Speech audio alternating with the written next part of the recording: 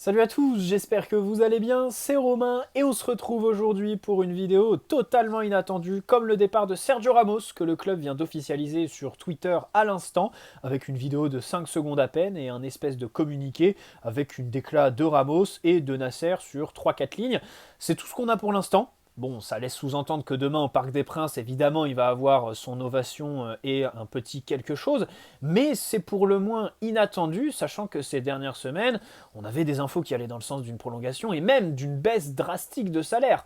On parle quand même de diviser par deux, ce qui n'était pas rien pour quelqu'un qui a probablement des offres d'Arabie Saoudite comme tous les pré-retraités européens aujourd'hui. Bon, la fin d'une aventure de 2 ans, la deuxième avec un peu plus de terrain que d'infirmerie, on se souvient de son arrivée en juillet 2021, avec Mohamed Bouafsi qui nous annonce que les tests médicaux ont été formidables, il a surpris tout le staff du PSG, bah ouais tu m'étonnes, on l'a pas vu jusqu'à fin novembre.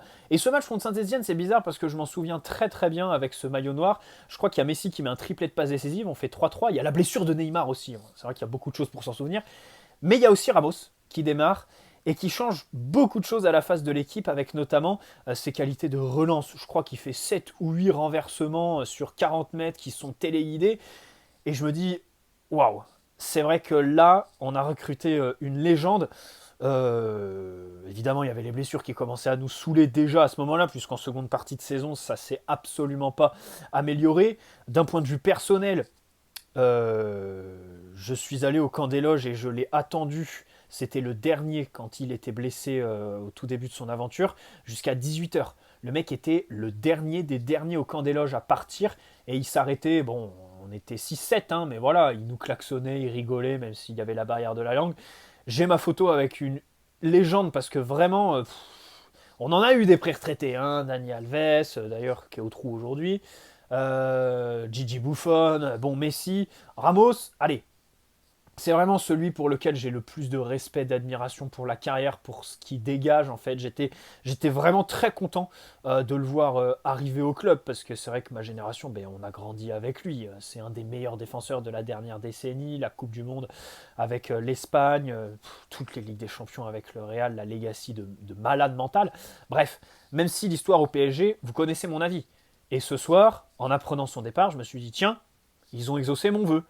Parce que depuis la double confrontation contre le Bayern, il y a beaucoup de supporters qui voulaient le prolonger, parce que c'est vrai qu'il a fait de bons matchs, on va pas occulter ça.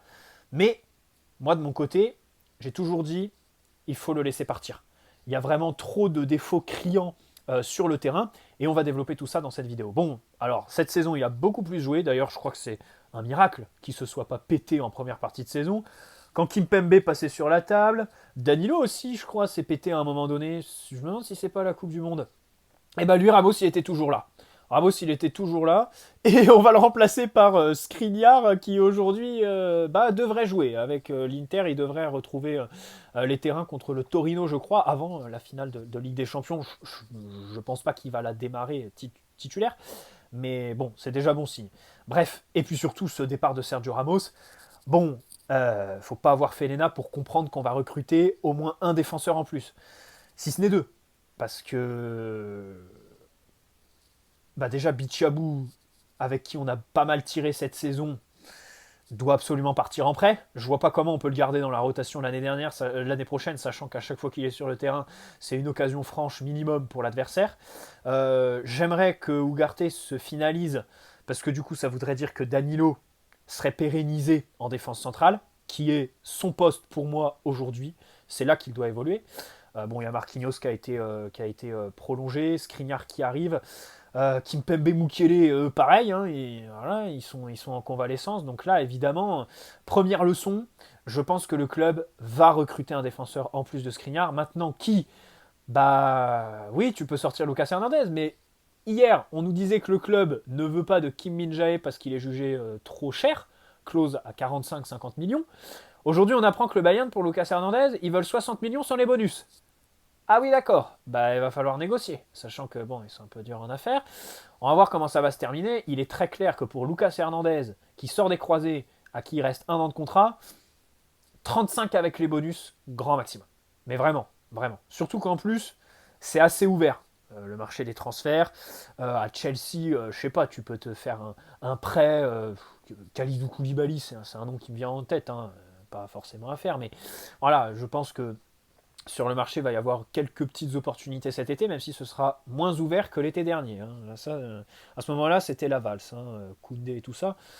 Donc Ramos, pour revenir à cette non-prolongation qui, pour moi, s'imposait. Pourquoi? Parce que Ramos, je le respecte, évidemment, mais la réalité, c'est que sur le terrain, oui, il y a eu la double confrontation contre le Bayern, mais parce que tu joues dans tes 30 derniers mètres. Et du coup, ses défauts, ils ne sont pas mis en avant, ils ne sont pas mis en exergue. Il peut jouer sur ses qualités, il demande que ça. Le problème, c'est qu'en Ligue 1, bon, j'oublie pas le but d'Openda contre Lens le 1er janvier. Quoi. On peut me citer le tacle de Marquinhos dans la surface. Le pauvre, il ne peut pas faire grand-chose parce qu'au départ de l'action, c'est Ramos qui s'est troué. Et ça, on l'a vu beaucoup trop de fois. Au vu de son âge, moi j'ai vraiment un goût d'inachevé avec lui parce que d'un côté, c'est un grand professionnel. Je suis persuadé que dans le vestiaire, il va manquer, qu'il a beaucoup apporté dans cette dimension-là, mais ça s'est pas ressenti sur le terrain. Mais vraiment, en fait, on va développer. Exemple, Ramos, quand tu prononces son prénom, la première chose qui te vient en tête, c'est vice. Carton jaune, carton rouge, défenseur que tu préfères avoir dans ton équipe que contre. Mais il y a aussi autre chose, la qualité de relance. Et je vous parlais du match de Saint-Etienne en début de vidéo, où il change la face de l'équipe avec ses renversements. Cette saison, on n'a rien eu de tout ça, quoi. À la relance, c'était très pauvre, Sergio Ramos. J'en veux aussi à Galtier, parce qu'il ne l'a pas aidé là-dedans, en le mettant par exemple à droite quand on jouait à 4 derrière, alors que son poste de prédilection est à gauche. En le mettant aussi sur un côté d'une défense à 3, sachant que les 1 contre 1 contre les ailiers explosifs de Ligue 1, je crois que c'est pas ça. Non, il fallait mieux lui laisser le rôle de libéraux, hein, qu'il a eu aussi par moment. Et aussi, il faut dire la vérité, quand Galtier a remis Ramos à gauche de la défense à 4 dans la charnière, il a fait des matchs très moyens aussi à ce poste-là. Voilà. Bon, la relance, moi vraiment, c'est ce qui m'a, où j'ai le plus gros goût d'inachevé. Ensuite, évidemment, les duels. Les duels, on sait que c'est quelqu'un qui, pendant toute sa carrière, a été très difficile à affronter pour ses adversaires parce qu'il te met des coups tout le temps, il est toujours après toi, il a aussi une très belle lecture du jeu. Ben là, voilà, les duels, il les fuyait, ou alors il fonçait tête baissée parce qu'il savait très bien qu'il le fallait. S'il se faisait passer par l'attaquant, il ne peut pas courir vers son but, Ramos, voilà, avec son âge, avec la peur des blessures, hein, parce qu'évidemment, psychologiquement, ça te met un coup de passer 1 an à l'infirmerie. Donc là-dessus, pareil, et c'est pour ça que pour moi, cette équipe du PSG doit se moderniser, quoi. On n'en peut plus des attaquants qui défendent pas, qui font même pas de pressing, de milieux de terrain qui n'ont aucune qualité forte, de défenseurs qui n'ont aucun dépassement de fonction, d'un gardien qui ne sait pas relancer. Voilà, il faut à un moment donné se renouveler. Et dans cette dimension-là, voilà, je vous disais Ramos, les duels, c'est vrai qu'on n'a pas eu, on a eu un Ramos en pré-retraite, quoi. C'est vrai que Skriniar, ça peut faire du bien. Hein. Skriniar, là-dessus, il ne faut pas oublier, même si depuis 6 mois il est en fauteuil roulant, c'est quand même quelqu'un qui met des coups, qui est chiant pour ses adversaires. Tout comme Lucas Hernandez d'ailleurs. Hein. C'est pour ça que moi, intrinsèquement, Lucas Hernandez, le profil, la personnalité me plaît. Parce que ces mecs-là, Skriniar et Hernandez, ils t'apporteront moins que Ramos dans le vestiaire, mais beaucoup plus sur le terrain. Parce que j'en viens à ça, dans le vestiaire, on le sait. C'est quelqu'un qui est apprécié de tous, qui est respecté, qui peut parler à tout le monde, Ramos. En réalité, voilà, il peut donner des ordres à n'importe qui, il est écouté. Mais le problème, c'est que ça ne s'est pas senti sur le terrain. On l'a jamais vu parler comme un leader, haranguer les troupes. Il y a juste un match que j'ai en tête, c'est celui qu'on perd en Coupe de France contre Marseille. Mais c'est plus parce qu'il est en numéro 9 quoi, et qu'il a des occasions. Voilà, qu'en seconde mi-temps, c'est un peu lui qui est la tête de l'espèce de révolte, si on peut appeler ça comme ça, du PSG. Avec, je crois, il y a une tête sur la barre. Il marque aussi, hein, le seul but qu'on met, le 2, oui, l'égalisation avant la mi-temps, c'est lui. Il en a d'autres en seconde mi-temps. Et sinon, sur les autres matchs, c'est vrai qu'en termes de leadership, en Ligue 1, quand t'es Tanguay et tout ça, je l'ai jamais vu surnager, en fait. Alors, je parle, c'est des impressions visuelles. Peut-être que des gens n'auront pas la même que moi. Mais voilà, j'ai ressenti ça avec Ramos. À part sur le match contre le Bayern. Mais encore une fois, c'est des matchs, tu les joues 1 à 2 fois grand maximum dans ton année, quoi. Et être recroquevillé dans tes 30 derniers mètres, enfin, ok, quand t'as Mbappé pour jouer en contre, ça peut se penser. Mais quand t'as Danilo, Marquinhos, Bichabou, Ramos 37 ans, bon, Donnarumma aussi, c'est jouer sur ses qualités. C'est vrai que quand tu es dans les 30 derniers mètres, Donnarumma, il aime beaucoup les frappes à bout portant.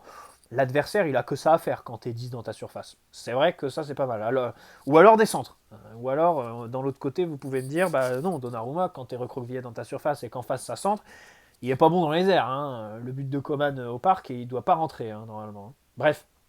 Donc voilà un peu pourquoi la non-prolongation de Ramos, c'est pas que je m'en satisfais, mais du moins je la voulais. À un moment donné, dans ce club, il va falloir trancher dans le vif, taper sur les solaires, les mecs qui sont sur le banc, c'est bien, mais les virer, ça changera forcément quelque chose, mais pas tout en fait. Le problème restera le même. Il faut trancher dans le vif avec tes titulaires. Ramos en était un cette saison. Ça a été quand même moyen. On a vu il a tiré sur la corde. La double confrontation aussi, le plus haut niveau, c'est ça. Savoir sortir par la grande porte. Et là, tu as l'occasion de faire de bons adieux, tu vois. Demain, Ramos, il a fait son match contre le Bayern. La réalité, il fait ses 2 matchs. Ça ne nous empêche pas de prendre notre 3-0 sur les 2 matchs bien comme il faut, tu vois. On a pris l'addition, elle est salée, terminée, on est sorti. C'est la pire double confrontation de l'RQSI. Ramos a quand même surnagé, et demain, ça va être un des seuls qui va pouvoir dire les gars, cette saison j'ai été applaudi, parce que je pense que le parc va être gentil avec lui. Alors que Messi, il a beau faire les statistiques 16 buts, 16 passes D, il a loupé la double confrontation contre le Bayern. Non, mais laisse tomber, j'ose pas imaginer les au revoir avec Pepsi. Mais bon, c'est pour ça que je suis plutôt content avec Ramos, parce qu'on a tellement l'habitude de faire les saisons de trop à pas savoir trancher dans le vif, que c'est plutôt pas mal. Maintenant, il y a d'autres questions. Parce que la tendance, c'était prolonger Ramos. Et si on parle objectivement, Nasser, je suis pas sûr que ce soit le genre de gars à dire à Ramos, Coco, tu te casses. Non, je pense que Nasser, il aurait prolongé Ramos au montant qu'il le voulait, l'Espagnol. Luis Campos aussi, je pense. Alors, Galtier, j'en suis certain, parce que Galtier, vraiment, on a toujours fait l'éloge en conférence de presse. Bappé, pareil, hein, il fait partie du clan des Espagnols. Hein. Bappé était proche de Sergio Ramos, donc il l'avait dans la poche. Mais je pense qu'il faut plutôt le voir dans le sens futur entraîneur. Alors, là, tout de suite, tu te dis Luis Enrique.